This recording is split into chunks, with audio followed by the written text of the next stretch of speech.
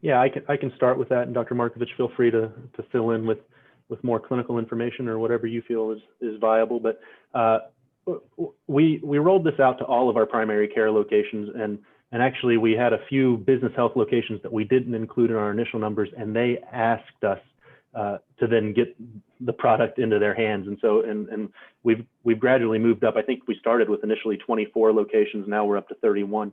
And so we continue to add where we need it. And so all of our locations have this that operate from a primary care perspective. The thing that I heard most from our physicians when we started rolling this out was, wow, I've been telling this diabetic patient to get their eye exam for 10 years. And they've always said they're going to go do it.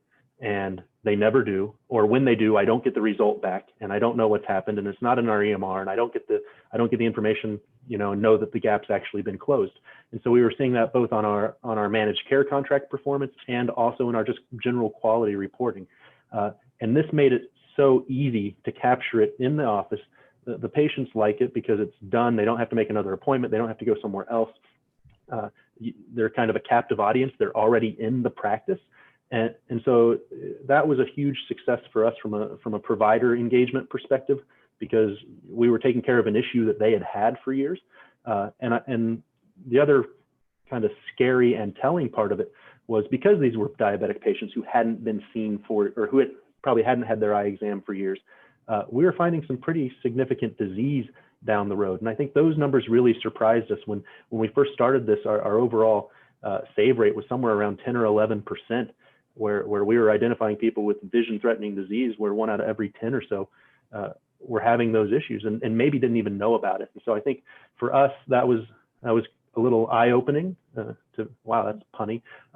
And we'll allow it, Hank. That's fine. Accidental, but it sounded really dumb when I said it.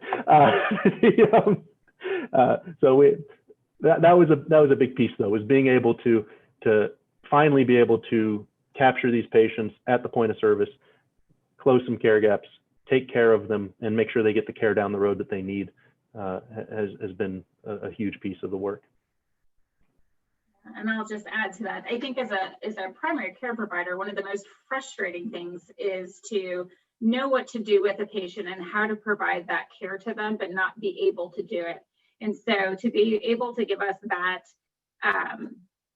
access to be able to do the exam right in the office and not just rely on the patient to follow up, make the appointment, go to the appointment. We could actually physically do the exam there in the office, and we did not have to rely on anyone else to help us out. And so it was giving us back a lot of power to be able to take care of the patient right there in the moment, which is a very nice thing. And, as Hank mentioned, that at the very beginning, I think a lot of the patients we captured off the bat were those quote unquote non-compliant patients that just had not been seen by an ophthalmologist in a very long time.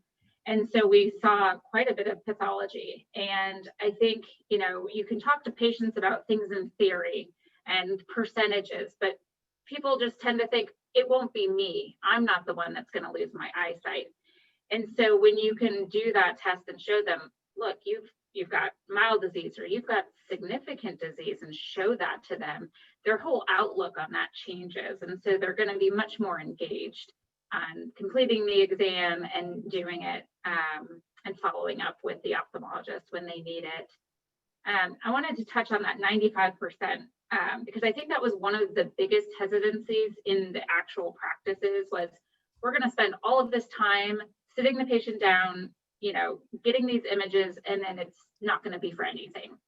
And we did struggle at the beginning with some of the imaging, but clearly we learned quickly. And now, the majority of the time, the vast majority of the time, we have gradable images just sit there in the office. And so it really, if you think about it, saves time in the back end because you're not chasing down those old records and trying to integrate them into the EMR. And so just being able to have that high of a success rate is really fantastic.